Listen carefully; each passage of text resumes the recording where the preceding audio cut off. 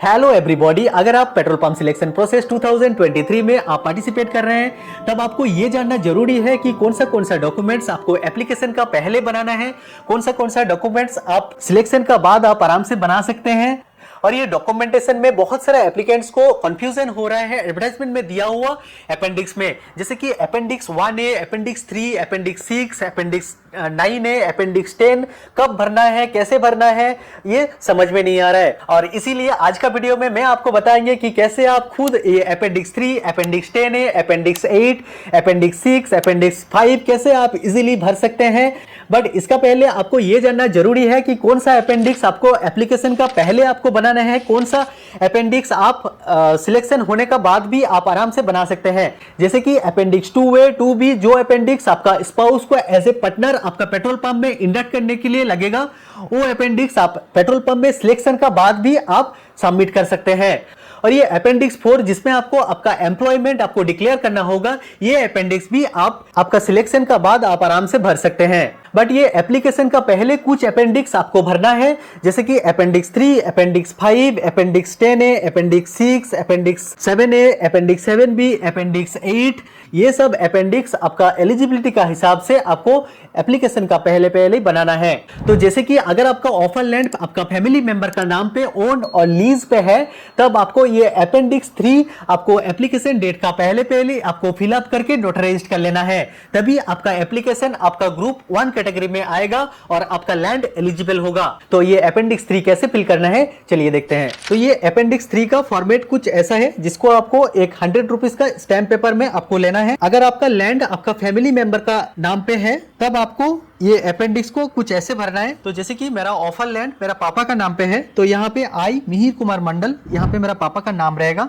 फिर son of मेरा पापा का नाम late Shri Shankar Mandal, age 53 years old, resident of, उसका परमानेंट एड्रेस देना है और उसको कॉन्फर्म करना है। जो फैमिली मेंबर्स पे कौन कौन आता है वो उसको समझ में आ गया, 1 नंबर पॉइंट। फिर that I am a family member of, मेरा नाम यहाँ पे एप्लीकेंट का नाम रहेगा अभिजीत मंडल, आपका केस में आपका नाम रहेगा। As per definition for selection of dealer for regular and rural retail outlets who is applying for retail outlet dealership of, जो भी कंपनी है, आईओसी है तो आईओसी, बीपीसी है तो बीपीसी, एचपीसी तो है तो एचपीसी को रखना है। तो मेरा केस में आईओसी है तो आईओसी को मैं रखूंगा। यहाँ पे नेम ऑफ लोकेशन, मेरा केस में रघुनाथपुर है तो यहाँ पे रघुनाथपुर लिखेंगे। आपका केस में जो भी यहाँ पे एडवर्टाइजमेंट में मेंशन किया हुआ है लोकेशन, वो यहाँ पे देना है। अंडर कौन सा कैटेगरी है, मेरा केस में open category. Against the advertisement appeared in, मेरा केस में टाइम्स ऑफ इंडिया में आया था, आपका केस में आप एक बार देख लीजिए। न्यूज़पेपर डेटेड 18/7/2023, तो वेस्ट बंगाल का केस में 18/7/2023 में आया है, आपका केस में मे बी 28/6/2023 हो सकता है। फिर लैंड ओन है तो ये ऊपर वाला कॉलम रहेगा, फिर और लैंड लीज पे है तो ये नीचे वाला पॉइंट रहना है और ऊपर वाला पॉइंट को डिलीट कर देना। तो मेरा पापा का लैंड ओन है तो ऊपर वाला पॉइंट ऐसे लिखेंगे, that I Mihir Kumar Mandal own a piece land singly और ज्वाइंटली। सर्वे नंबर, यहाँ पे लैंड का सर्वे नंबर यहाँ पे दे देना है, एट लोकेशन कहाँ पे होगा और फिर यहाँ पे डायमेंशन दे देना है।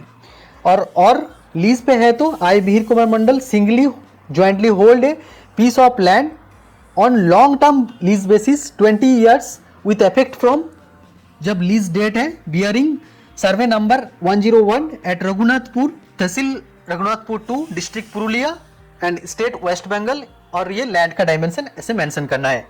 और ये जो कॉलम है, ये कॉलम भी रहना चाहिए। नेम ऑफ द ओनर यहाँ पे रहेगा मेरा पापा मिहिर कुमार मंडल, आपका केस में जो भी आपका लैंड ओनर है, लैंड ओनर का नाम यहाँ पे देना है।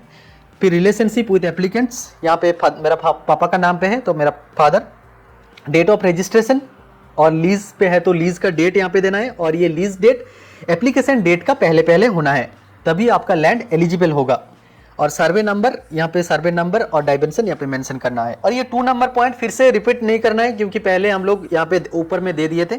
फिर 3rd और 4th and 5th number point फिर से आपको यहाँ पे मेंशन करना है। 3rd नंबर पॉइंट में ये लिखा हुआ है कि दैट इन केस ही, मेरा नाम Abhijit Mandal is selected for retail outlet dealership, I will either sell, transfer, lease the above mentioned piece of land to well marketing company or to Sri Abhijit Mandal for setting up of retail outlet facilities at the above mentioned location as per the site plan duly signed by me.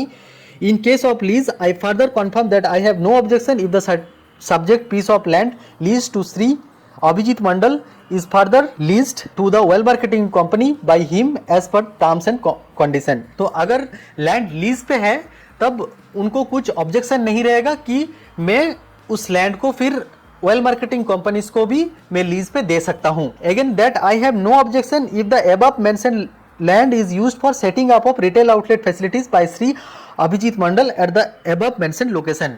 और उसको कुछ objection नहीं रहेगा ये retail outlet setup करने के लिए उस लैंड पे। और fourth number fifth number point भी आपको ये मेंशन करना है that I hear bye confirm that the said piece of land has not been offered by me to any other person for retail outlet dealership of this location against the above mentioned advertisement। ये same land को और कोई applicant को उसने नहीं दिया है, क्योंकि सेम लैंड को दो एप्लीकेंट ने अप्लाई करेगा तो ये जो आपका दोनों का एप्लीकेशन रिजेक्ट हो जाएगा, इसीलिए ये कॉन्फर्मेशन लिया गया है। फिर यहाँ पे जो सिग्नेचर होगा, यहाँ पे जो लैंड ओनर है उसका सिग्नेचर रहेगा। तो मेरा केस में मेरा पापा का सिग्नेचर यहाँ पे रहेगा, मिहिर कुमार मंडल। नेम ऑफ द डिपोनेंट यहाँ पे मेरा पापा और रिलेशनशिप विथ एप्लीकेंट यहाँ पे मेरा फादर होगा। और ये स्टैम्प पेपर डिपोनेंट का नाम पे ही रहना है। तो जैसे कि मेरा केस में ये डिपोनेंट मेरा पापा यानी कि मिहिर कुमार मंडल है, तो मिहिर कुमार मंडल का नाम पे ये स्टैम्प पेपर खरीदना है। और अगर आपका ऑफर लैंड आपका फैमिली मेंबर का नाम पे नहीं है और ये ऑफर लैंड आपका फ्रेंड्स और रिलेटिव्स का नाम पे है, तब आपको ये अपेंडिक्स 3 कुछ ऐसे फिल करना है। तो इस तरह से आपको अपेंडिक्स 3 को फिल करना है।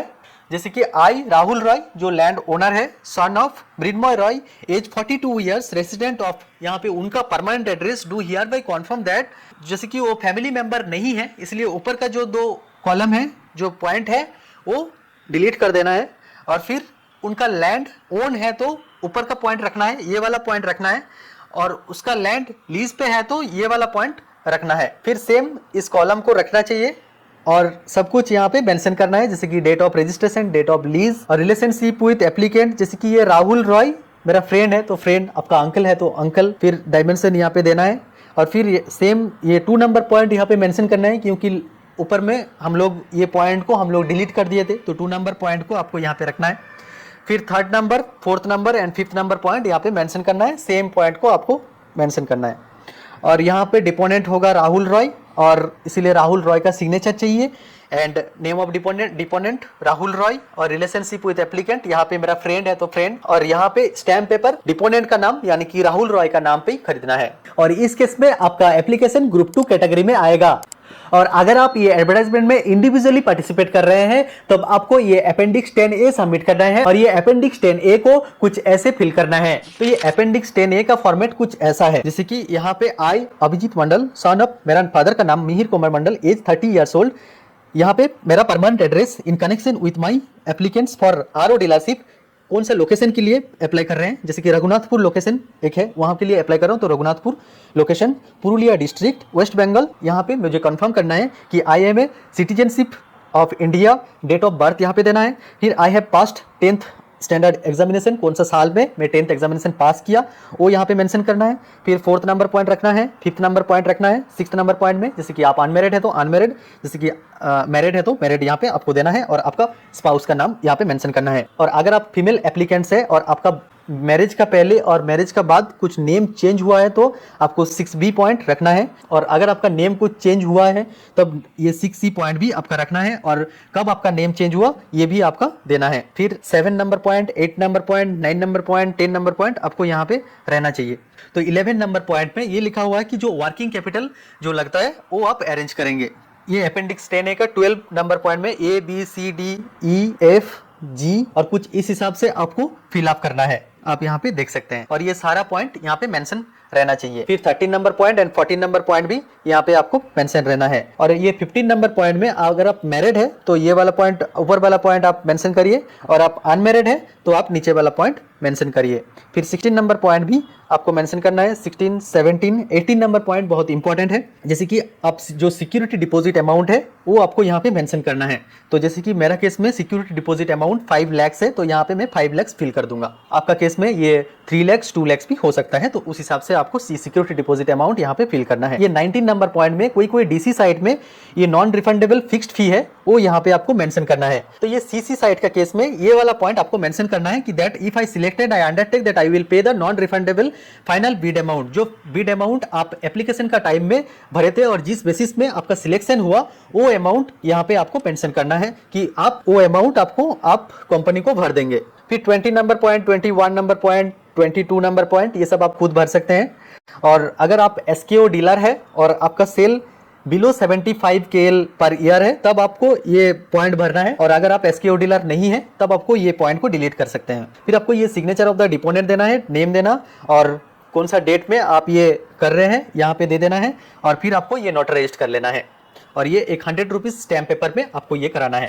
और ये अपेंडिक्स 5 पे आपका प्लॉट का एंड रोड का स्केच देना है, और यहाँ पे आपको advertisement location, plot number, revenue village, state location आपको मेंशन करना है, और प्लॉट डायमेंशन आपको देना है। एंड फिर distance of plot from prominent landmark, मेरा केस में 20 मीटर है, फ्रॉम गणेश टेम्पल, मेरा केस में गणेश टेम्पल एक प्रोमिनेंट प्लेस, एक लैंडमार्क है। Distance of edge of plot from the centre of line, मेरा केस में 20 मीटर है, आपका केस में वेरी कर सकते हैं। विड्थ ऑफ राइट ऑफ वे, मेरा केस में 45 मीटर है।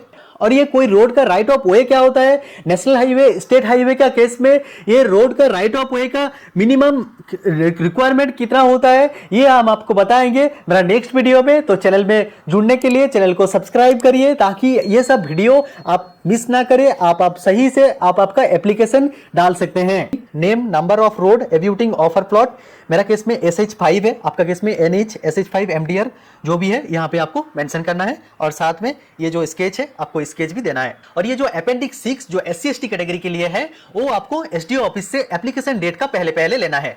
और ये अपेंडिक्स 7 है जो OBC कैटेगरी के लिए है, और इसको भी SDO ऑफिस से आप बना सकते हैं। और ये अपेंडिक्स 7B में OBC कैटेगरी को as a non creamy layer declare करना होता है। और ये अपेंडिक्स 8 जो CC1 कैटेगरी के लिए है, जो उसका ऑथोरिटीज से लेना है, और ये अपेंडिक्स 8 को कुछ ऐसे फिल करना है। ये अपेंडिक्स 8 को मैं मेरा डिस्क्रिप्शन बॉक्स में मैं दे दूंगा, जहां से ये फॉर्मेट कैसे फिल किया हुआ है वो आप देख के आप खुद समझ सकते हैं। अगर कुछ डाउट रहेगा तो आप कमेंट कर सकते हैं, मैं आपको बता देंगे। और ये CC1 कैटेगरी में कौन कौन आता है, इसमें बहुत एप्लीकेंट्स को डाउट हो रहा है, और इसीलिए ये CC1 कैटेगरी को मैं थोड़ा क्लैरिफाई करता हूं। जैसे कि ये CC1 कैटेगरी में बहुत एप्लीकेंट्स सोच रहे हैं कि जो सेंट्रल गवर्नमेंट और स्टेट गवर्नमेंट पे और पुलिस पे अभी जॉब कर रहे हैं वो लोग भी ये CC1 कैटेगरी में एलिजिबल है। बट आपको ये बता देता हूं कि CC1 कैटेगरी में वो लोग एलिजिबल है जो लोग state government, central government, PSU, police, paramilitary force में जो लोग काम करते थे, और काम करते करते उसका कोई एक्सीडेंट में उसका डेथ हो जाता है, तब उसका जो डिपेंडेंट है वो ये CC1 कैटेगरी में वो एलिजिबल है। और ये सब सेक्टर में कोई काम करते करते कोई एक्सीडेंटली वो डिसेबल हो जाता है, तब भी वो CC1 कैटेगरी में वो एलिजिबल है। तो जैसे कि मैं अभी एक पब्लिक सेक्टर अंडरटेकिंग कंपनी में काम कर रहा हूं, और काम करते करते मेरा साथ कुछ ऐसा दुर्घटना हो जाए, तब मेरा डिपेंडेंट जैसे कि मेरा फादर, मदर, वाइफ ये CC1 कैटेगरी में पेट्रोल पंप के लिए एलिजिबल होगा। और नहीं तो मैं काम करते करते कुछ एक्सीडेंटली कुछ हो जाए और मैं उसमें डिसेबल हो जाऊं, तब भी मैं खुद CC1 कैटेगरी में मैं एलिजिबल होऊंगा। तो जो लोग CC1 कैटेगरी में एलिजिबल है वो लोगों को उसका ऑथोरिटी से एप्लीकेशन का पहले ही उसको लेना है। और ये अपेंडिक्स 9A से लेके अपेंडिक्स 9C तक ये फिजिकल हैंडीकैप कैटेगरी के लिए एलिजिबल है। तो आशा रखते हैं ये अपेंडिक्स के बारे में आपको सही से पता चल गया होगा, और ये अपेंडिक्स आप खुद भर के आप ये ऑनलाइन एप्लीकेशन खुद डाल सकते हैं। और मेरा नेक्स्ट वीडियो रहेगा कि कैसे आप ऑनलाइन में विदाउट एनी मिस्टेक आप कैसे आपको ऑनलाइन में एप्लीकेशन डालना है। तो चैनल में जुड़े रहने के लिए चैनल को सब्सक्राइब करिए। Thank you very much.